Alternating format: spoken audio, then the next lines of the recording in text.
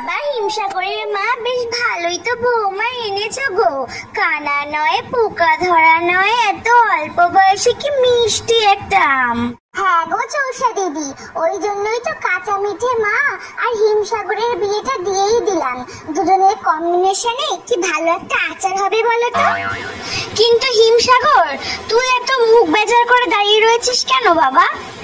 না না, আসলে আমার মুকুলটা বিয়ের নিয়মগুলো পালন করতে করতে একটু ক্লান্ত হয়ে গেছে তো, তাই আর কি।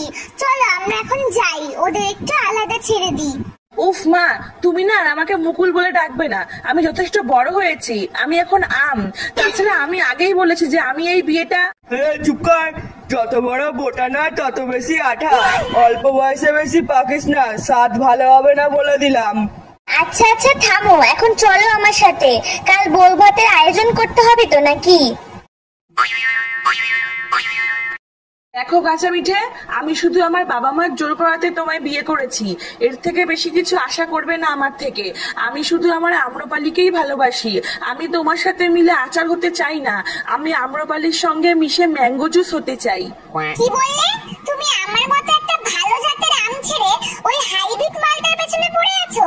একটা মিশ্র প্রজাতির আম কোথাকার। ব্যাস, আর একটাও পচা কথা বলবে না আমার আম্রপালির নামে। হাইব্রিড তো কি হয়েছে, স্বাদে গন্ধে রূপে কোনো অংশে কম নয় ও, বুঝলে? তুমি থাকো এখানে, আমি চললাম আমার আম্রপালির কাছে।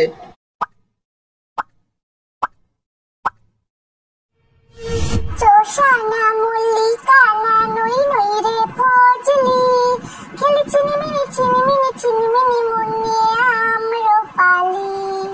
আম্রপালি, এই তুমি তুমি এখানে কি করতে এসেছো?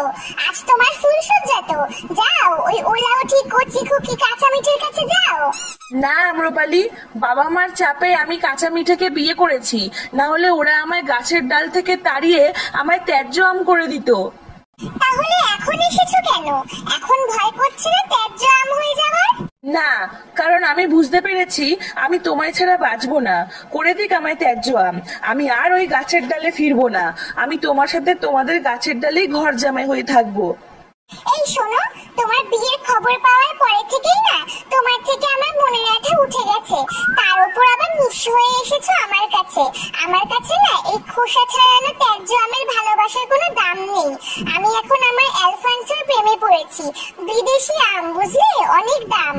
ও আমার ফ্রুটস বুকে রিকোয়েস্ট সেন্ড করেছিল, কি হ্যান্ডসাম দেখতে। তারপর থেকে চ্যাটিং শুরু হয় আমাদের। তুমি এখন যাও, আমার এখন কয়েকটা রিলস বানিয়ে আমার অ্যালফান্সোকে সেন্ড করতে হবে। ডিস্টার্ব করো না তো। ছি, কাঁচা মিঠে ঠিক কথা বলেছিল। একটা হাইব্রিড মাল, মিশ্র প্রজাতি যখন যাত্রার সাথে মিশে যায়, হাট। এই, ওটা ল্যাংড়া দেয় না? যাই, ওর সাথেই একটু দুঃখের পোকাগুলো শেয়ার করে একটু হালকা হয়ে নি বরং। তুই না বোম্বাই, তোর দ্বারা কিচ্ছু হবে না।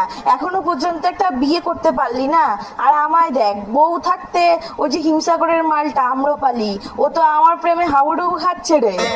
কিন্তু আম্রপালি তো জানে যে তুমি বিবাহিত। আরে ধুর, ও জানে না কি আমি ল্যাংড়া, ও জানে আমি অ্যালফান্সো। বিদেশি মাল ভেবে বেশ ভালোই আঠা লাগাচ্ছে আমায়। এই দেখ, ফ্রুটস বুকে অ্যালফান্সোর নামে ফেক অ্যাকাউন্ট খুলে বেশ ভালোই চ্যাটিং চালাচ্ছি আম্রপালির সাথে। কিন্তু ল্যাংড়াটা মল্লিকা বৌদি যদি জেনে যায় তাহলে? বাদ দে তো, সবসময় মনে রাখবি, ডর কে আগে জিত হ্যায়। আরা বেটা ল্যাংড়া, আজ তোর প্রেম পর্ব শেষ করব আমি। এখন এই প্রমাণ সহ মোবাইলটা যাবে মল্লিকা বৌদির কাছে, আর আমি যাই আমার কাঁচা মিঠের কাছে।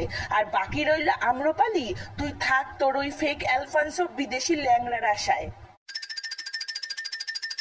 কি দিল তো তোমার আম্রপালি ভালোবাসার খোসা ছাড়িয়ে? তুমি ঠিক বলেছিলে কাঁচা মিঠে, ওই আম্রপালি আমার ভালোবাসার যোগ্যই নয়। আজ আমি ভালোভাবেই সেটা বুঝতে পেরেছি।